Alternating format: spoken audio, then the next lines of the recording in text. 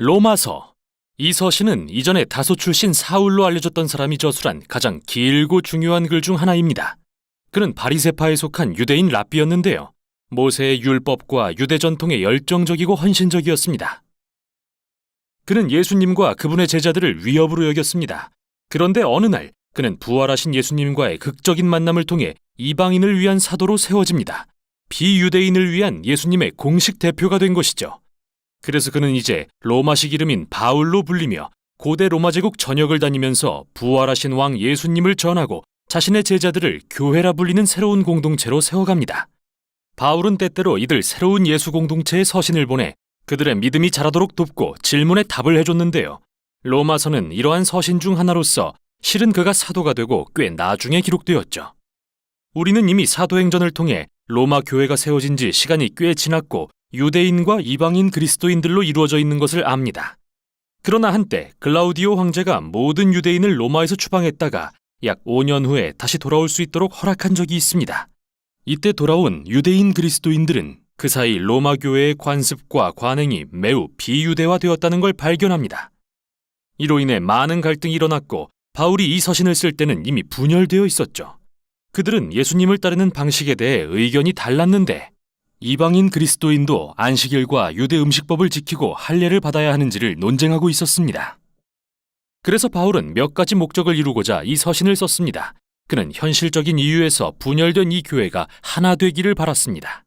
그의 소망은 로마 교회를 중심 무대로 삼아 더 멀리 서쪽 끝 스페인까지 가는 그의 사명을 이루는 것이었는데요.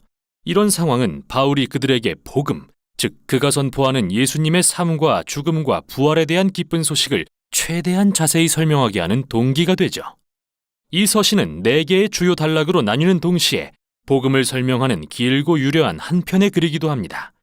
바울이 말하는 복음은 먼저 하나님의 의를 드러내고 새로운 인류를 만들어 이스라엘에 주신 하나님의 언약을 성취합니다.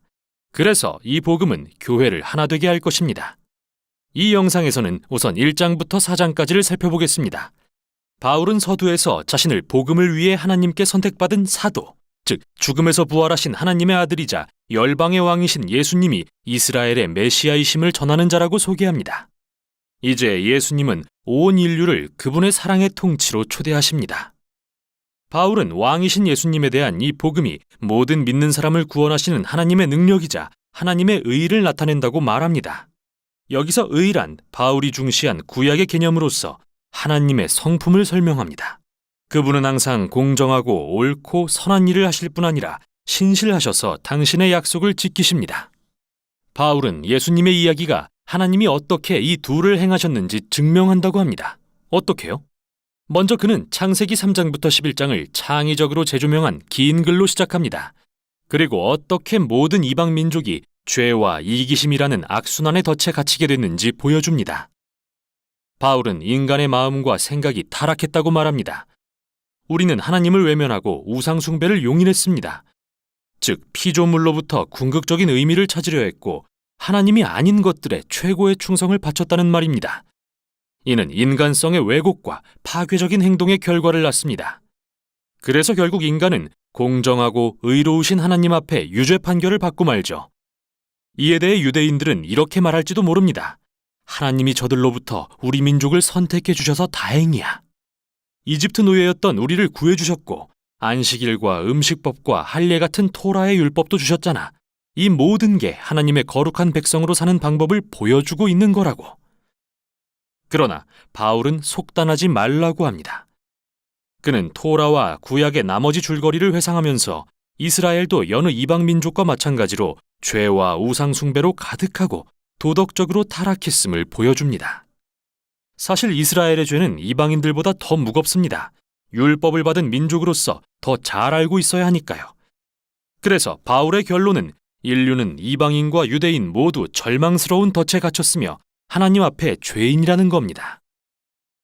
하지만 그게 마지막은 아닌데요. 예수 그리스도의 기쁜 소식이 하나님의 응답입니다. 인류의 유죄를 면하게 하고자 예수님이 이스라엘의 메시아로 오셔서 모든 이의 죄를 위해 희생하셨습니다. 세상에서 우리가 야기한 고통과 죄와 죽음에 마땅한 모든 결과를 예수님이 우리를 대신해 짊어지셨습니다. 그리고 죽음에서 부활하심으로 모든 걸 이기시고 누구나 누릴 수 있는 부활의 새 생명을 주셨습니다. 예수님이 우리처럼 되셔서 우리가 그분처럼 되게 하신 것이죠. 바울은 이게 하나님이 예수님을 믿는 모든 사람을 의롭게 하시는 방법이라고 말합니다.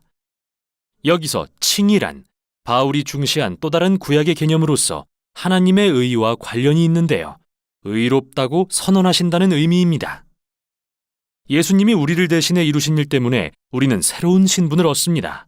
하나님은 정죄하시는 대신 그분과의 올바른 관계가 회복되었고 죄가 용서됐다고 선언하십니다. 칭의의 결과 새로운 가족이 됩니다.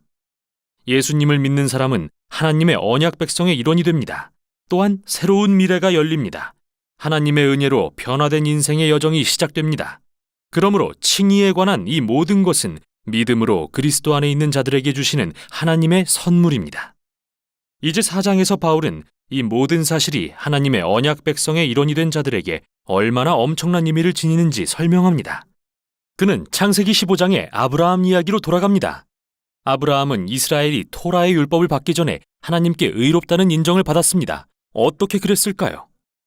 하나님은 아브라함을 하나님의 복을 받을 많은 민족의 조상으로 세우겠다고 약속하셨습니다.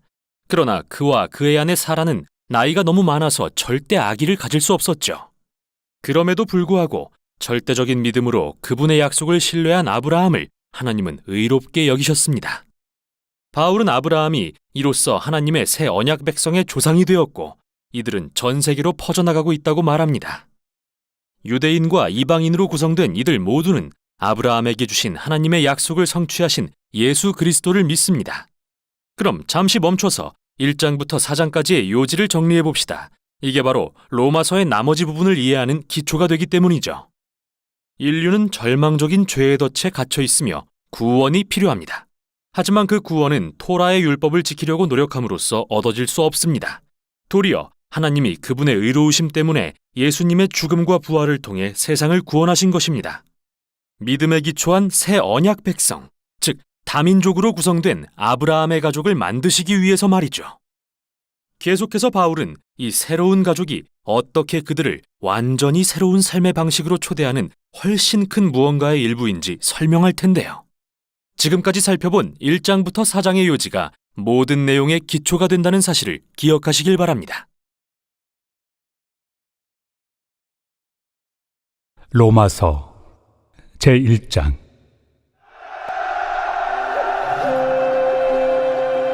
예수 그리스도의 종 바울은 사도로 부르심을 받아 하나님의 복음을 위하여 택정함을 입었으니 이 복음은 하나님이 선지자들을 통하여 그의 아들에 관하여 성경에 미리 약속하신 것이라. 그의 아들에 관하여 말하면 육신으로는 다윗의 혈통에서 나셨고 성결의 영으로는 죽은 자들 가운데서 부활하사 능력으로 하나님의 아들로 선포되셨으니 곧 우리 주 예수 그리스도시니라. 그로 말미암아 우리가 은혜와 사도의 직분을 받아 그의 이름을 위하여 모든 이방인 중에서 믿어 순종하게 하나니 너희도 그들 중에서 예수 그리스도의 것으로 부르심을 받은 자니라. 로마에서 하나님의 사랑하심을 받고 성도로 부르심을 받은 모든 자에게 하나님 우리 아버지와 주 예수 그리스도로부터 은혜와 평강이 있기를 원하노라. 먼저 내가 예수 그리스도로 말미암아 너희 모든 사람에 관하여 내 하나님께 감사함은 너희 믿음이 온 세상에 전파되미로다. 내가 그의 아들의 복음 안에서 내 심령으로 섬기는 하나님이 나의 증인이 되시거니와 항상 내 기도에 쉬지 않고 너희를 말하며 어떻게 하든지 이제 하나님의 뜻 안에서 너희에게로 나아갈 좋은 길 얻기를 구하노라.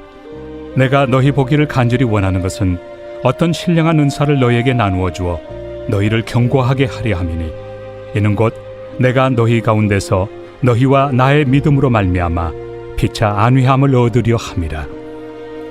형제들아, 내가 여러 번 너희에게 가고자 한 것을 너희가 모르기를 원하지 아니하노니 이는 너희 중에서도 다른 이방인 중에서와 같이 열매를 맺게 하려 함이로되 지금까지 길이 막혔도다.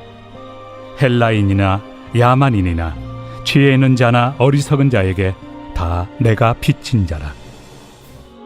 그러므로 나는 할 수 있는 대로 로마에 있는 너희에게도 복음 전하기를 원하노라. 내가 복음을 부끄러워하지 아니하노니 이 복음은 모든 믿는 자에게 구원을 주시는 하나님의 능력이 됨이라. 먼저는 유대인에게요, 그리고 헬라인에게로다. 복음에는 하나님의 의가 나타나서 믿음으로 믿음에 이르게 하나니 기록된 바 오직 의인은 믿음으로 말미암아 살리라 함과 같으리라. 하나님의 진노가 불의로 진리를 막는 사람들의 모든 경건하지 않음과 불의에 대하여 하늘로부터 나타나나니 이는 하나님을 알만한 것이 그들 속에 보임이라. 하나님께서 이를 그들에게 보이셨느니라.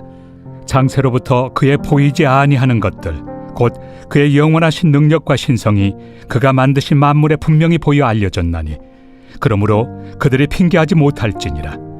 하나님을 알되 하나님을 영화롭게도 아니하며 감사하지도 아니하고 오히려 그 생각이 허망하여지며 미련한 마음이 어두워졌나니 스스로 지혜 있다 하나 어리석게 되어 썩어지지 아니하는 하나님의 영광을 썩어질 사람과 새와 짐승과 기어다니는 동물 모양의 우상으로 바꾸었느니라.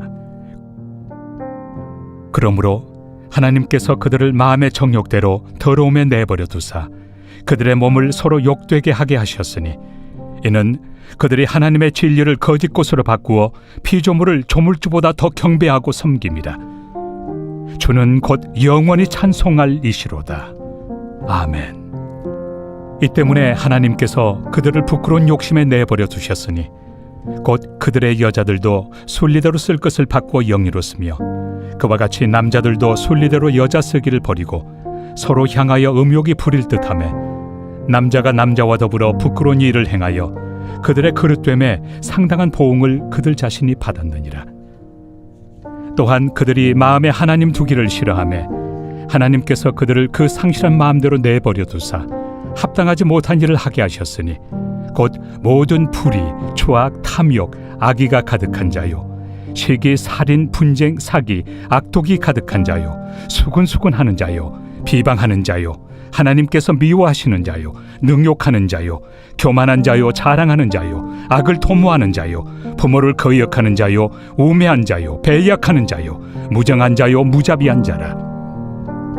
그들이 이 같은 일을 행하는 자는 사형에 해당한다고 하나님께서 정하심을 알고도 자기들만 행할 뿐 아니라 또한 그런 일을 행하는 자들을 옳다 하느니라.